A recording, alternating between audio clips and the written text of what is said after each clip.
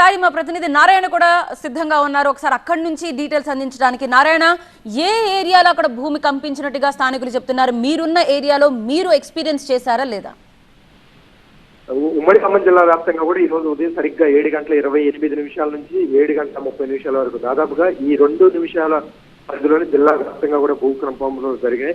దాదాపుగా కొన్ని చోట్ల 3 నుంచి 4 సెకండ్లు భూ ప్రకంపనలు రావడంతో ప్రజల భయాందోళన గురై రోడ్ల మీదకు పరుగులు తీశారు. మనం కొన్ని రిజల్ట్స్ కూడా సీసీ ఫుటేజ్ లో కొన్ని రికార్డ్స్ అని ఇళ్లలో ఉన్నటువంటి వస్తువులు, టేబుల్ మీద ఉన్నటువంటి వస్తువులు కొన్ని చోట్ల కదలటం, కొన్ని చోట్ల కింద పడటం కూడా స్పష్టంగా సీసీ ఫుటేజ్ లో రికార్డ్ అయినటువంటి రిజల్ట్స్ కూడా మనం చూస్తున్నాం. అలాగే కొన్ని చోట్ల గోడలకు స్వల్పంగా పొగుళ్లు కూడా వచ్చి సోఫాలు కదిలి, కుర్చీలు కదిలి ఎవరికి వాళ్ళు ఫోన్లు చేసుకుంటూ మా దగ్గర వచ్చిందని చెప్పుకుంటూ ఆందోళనకు గురైన పరిస్థితి. ఈ విధంగా చూస్తే 5 నిమిషాల్లోనే జిల్లా వ్యాప్తంగా సాధారణంగా ఖమ్మం జిల్లాలో ఎక్కువగా సింగరేణి కోల్బెల్ట్ ఏరియా ఉంటుంది, సింగరేణి బొగ్గలు.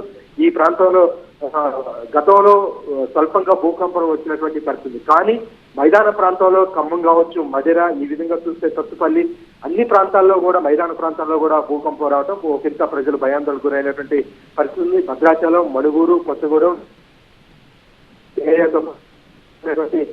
మైదాన ప్రాంతంలో కూడా అంటే ఖమ్మం నగరంలో కూడా దాదాపుగా 4 సెకండ్ల పాటు కంపించడంతో ఉదయం అందరూ కూడా భయభ్రాంతులు గురై అపార్ట్మెంట్ లో ఉన్నటువంటి ప్రజలు. అంటే శబ్దం లాంటిది ఏమన్నా వాళ్ళు గమనించారా? వాళ్ళు లేకపోతే ఇంకా ఆ స్థాయి వరకు రాలేదా? అంటే కేవలం జస్ట్ ఒక సెకండ్ల పాటు భూమి కంపించిందని వాళ్ళు గుర్తించారు, అంతేనా? కేవలం 2 సెకండ్లు మాత్రమే కంపించినట్టు గుర్తించారు. ఇంకొంచెం ఎక్కువ ఉన్నట్టయితే ఏమైనా ప్రమాదం తీవ్రత పెరిగి ఉండే అవకాశం ఉంది.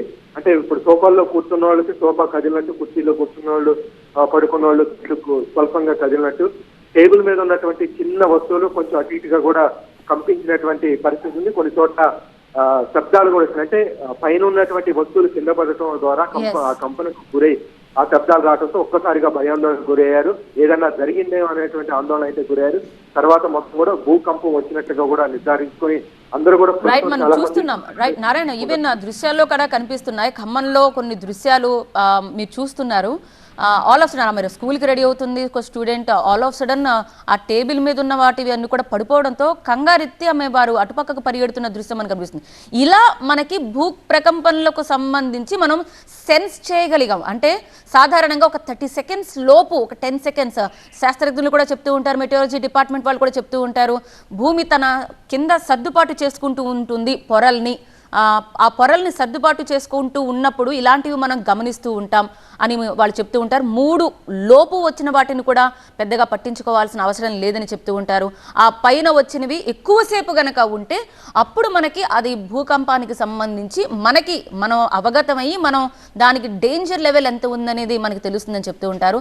కానీ ఈ ప్రాంతాలు ఏవైతే ఉన్నాయో ఇప్పుడు భూమి కంపించింది అని మనం చెప్పుకుంటున్నాము, హైదరాబాద్, ఖమ్మం, వరంగల్, ఈ విజయవాడ ఇటు సైడ్ చెప్పుకుంటున్నాం, ఇది మనకు కొత్త. అంటే ఇక్కడ కూడా భూకంపానికి సంబంధించిన స్వల్పంగా కంపిస్తోంది అనే వార్తలు వింటామా అని అక్కడ ఉన్నవారు ఎవరు కూడా ఊహించలేదు.